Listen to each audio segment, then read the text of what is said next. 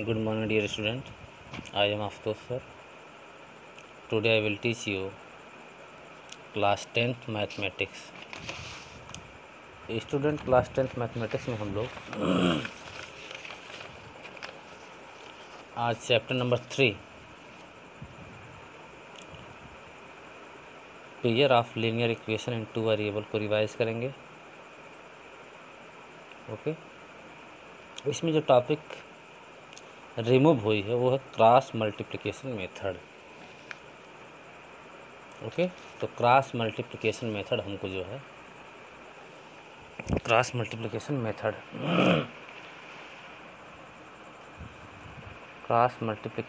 हम लोग नहीं पढ़ेंगे क्योंकि टॉपिक आपके सिलेबस से डिलीट की गई है। बाकी सब कुछ हम लोग पूरी चैप्टर को हम लोग सॉल्व करेंगे। ओके, तो हम लोग देखते हैं pair of linear equation in 2 variable.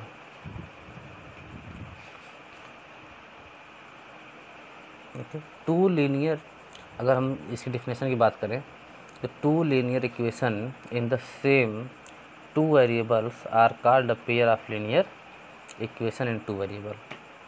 Briefly, a linear pair, the most general form of the linear pair is,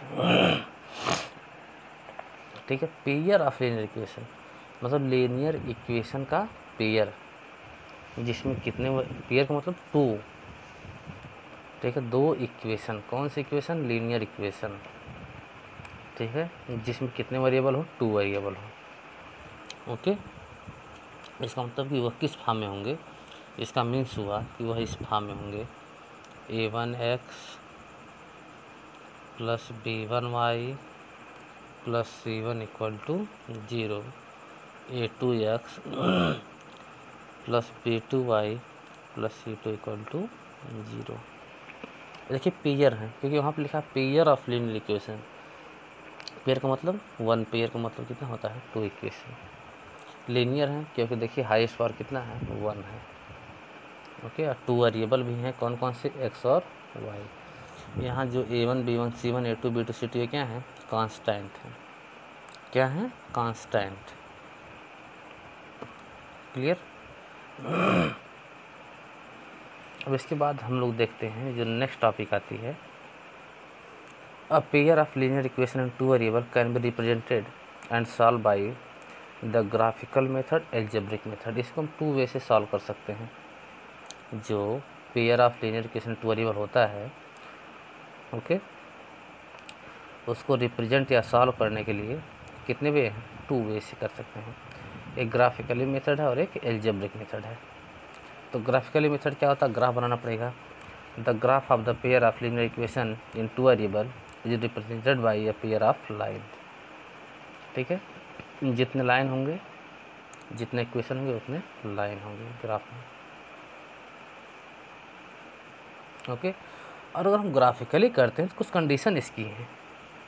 पहली कंडीशन बताता हूँ आपको, देखिए ये मेन पॉइंट है इसके, ठीक है।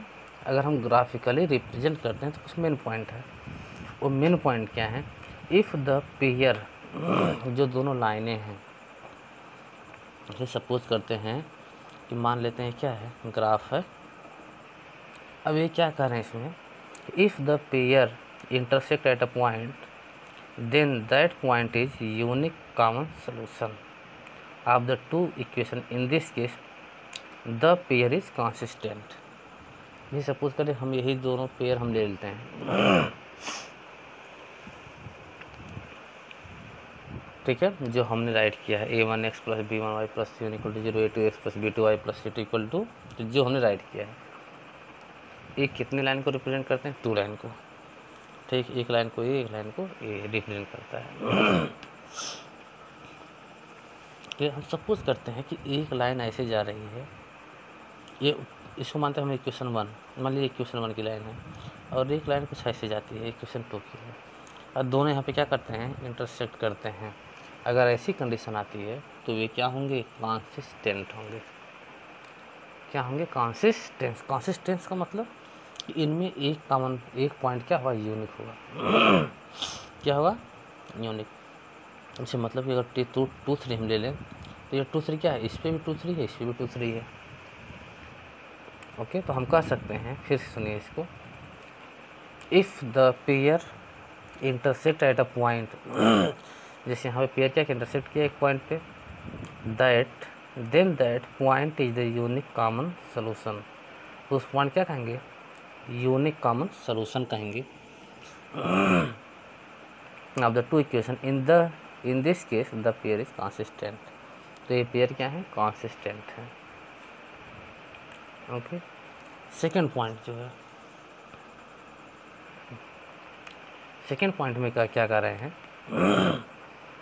In the pair coincides then it has infinitely many solutions।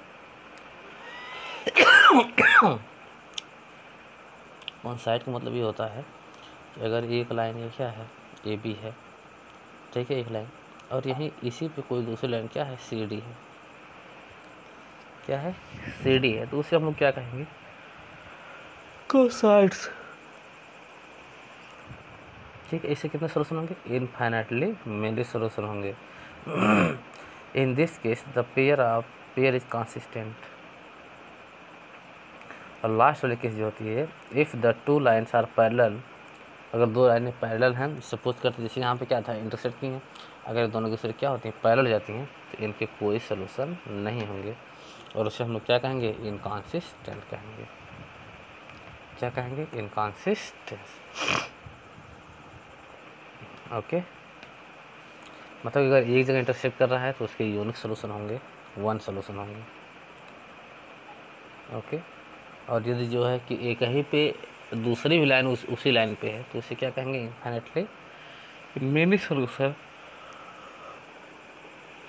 और थर्ड जो होता है वह क्या है, अगर पैरेलल है तो क्या होगा, इनकंसिस्टेंट होगा, कोई भी उसका कोई सोल्यूशन नहीं होगा, हैज़ नो सोल्यूशन, उसके पास कोई सोल्यूशन नहीं होगा।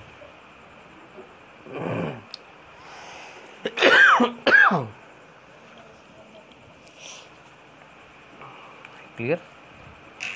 अब आते हैं हम लोग जो है एल्जेब्रिक मेथड पे। एल्जेब्रिक मेथड क्या होता है, एक ग्राफिकली मेथड था,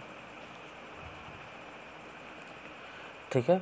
algebraic method, we have already taken the following method for finding the solution of a pair of linear equation. हमारे पास कौन कौन से मेथड हैं, सब्स्टिट्यूशन मेथड है, एलिमिनेशन मेथड, और थर्ड जो होता है क्रॉस मल्टीप्लिकेशन मेथड, जो आपके सिलेबस में नहीं है। Okay,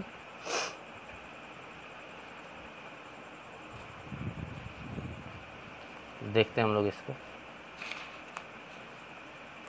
substitution method, elimination method, cross multiplication method. Okay, तो अगेन मैं राइट करता हूँ वही इक्वेशन जो है, ठीक है, सपोज करो यहाँ है a1x plus b1a plus c1 equal to 0, a2x plus b2y plus c2 equal to 0, then the following situation can arise. तो निम्न सिचुएशन बनेगी। मैंने आपको बताया जब ग्राफिकली भी करेंगे तो वहाँ भी सिचुएशन बनेगी, जब ऐसे करेंगे तभी क्या बनेगी, सिचुएशन बनेगी। तो देखिए आप क्या करेंगे, अगर ऐसी कंडीशन है तो हम a1/a2 फाइंड करेंगे, और क्या फाइंड करेंगे, नंबर 1 a1/a2, b1/b2, और क्या फाइंड करेंगे, c1/c2। तीनों चीज़ हम लोग फाइंड करेंगे, a1/a2, b1/b2, c1/c2, पहला काम हम लोग का। अब सेकेंड थिंग क्या इसमें है, कि जब हमने निकाल लिया तो हम अब चेक करेंगे कि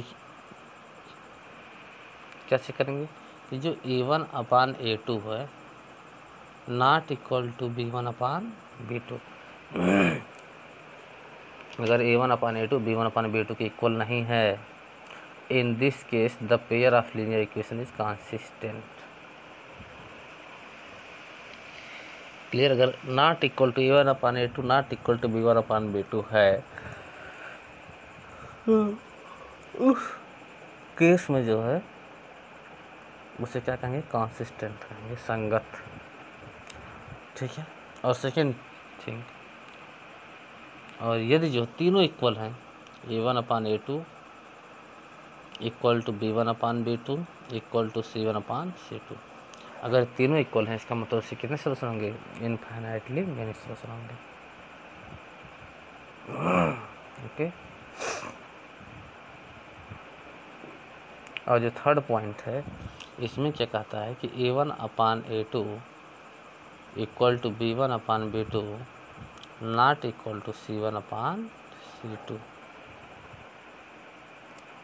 In this case, the pair of linear equation is inconsistent. Okay, तो तीनों कंडीशन है, ठीक है, और तीनों कंडीशन को आप लोग सॉल्व करेंगे तो आपको समझ में आएगा। अब हम लोग देखते हैं कुछ क्वेश्चन को देखते हैं। क्वेश्चन किस टाइप के हैं? एक्सरसाइज 3.1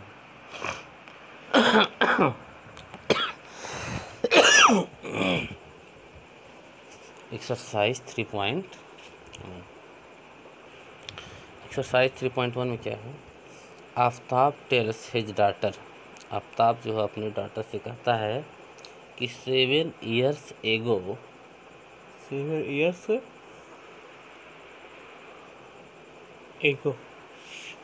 तो सपोज करते हैं इनकी प्रेजेंट एज हम सपोज करते हैं, ठीक है, तो फिर 7 years एगो देखते हैं।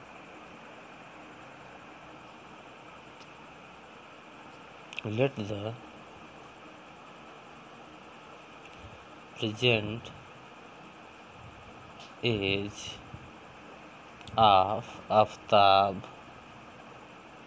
एंड हिज डॉटर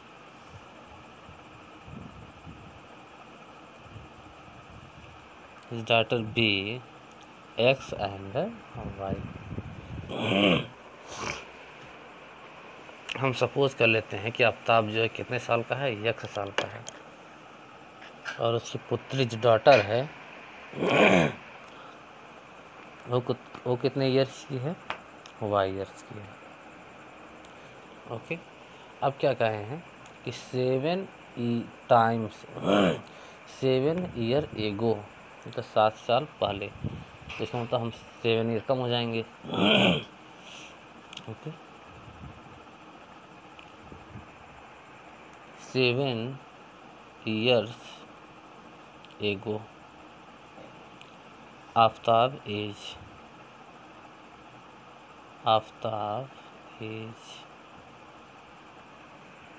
ओके, तो आफ्ताब एज कितना हो जाएगी? ठीक है, X - 7 X - 7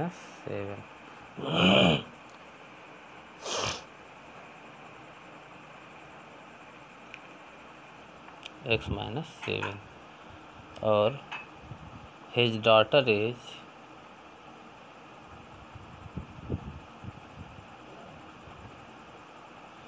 उसके डॉटर की एज कितनी हो जाएगी? Y - 7।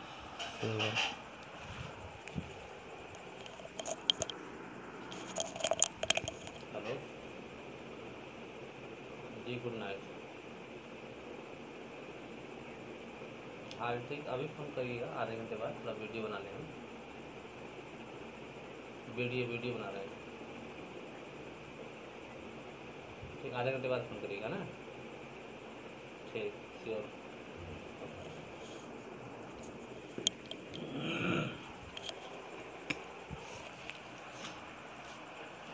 Okay, Y - 7।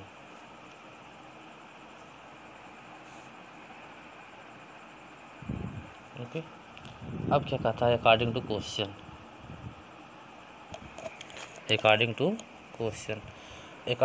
में ये कहता है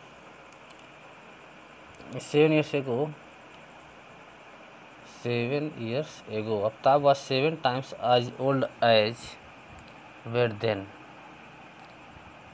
ठीक है, वो क्या था? ठीक है, वो कितना टाइम था? 7 टाइम था। क्या था? 7 टाइम। क्लियर?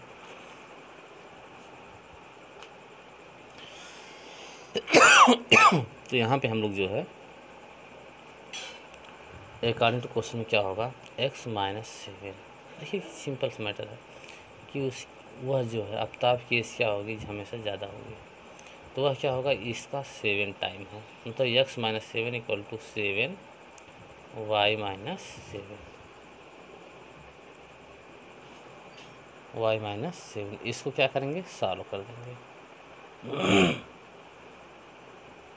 ओके, जब इसको सॉल्व करेंगे तो कितना हो जाएगा, x minus 7 equal to 7y minus 49। ये हो जाएगा 7y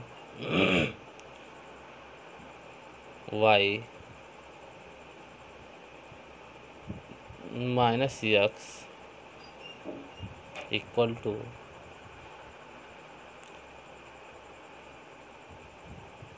7y प्लस एक्स हो जाएगा, कितना होगा, माइनस एक्स। ओके, तो माइनस 14, ये माइनस 14 हो जाएगा, क्या होगा, प्लस 49, तो कितना आएगा, 42 आ जाएगा।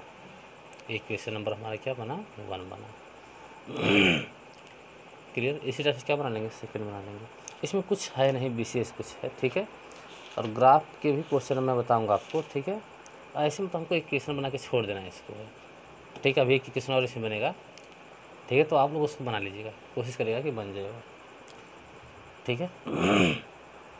ग्राफिकली फिर नेक्स्ट जो मैं आपको बताता हूँ ग्राफ कैसे बनाते हैं। ओके।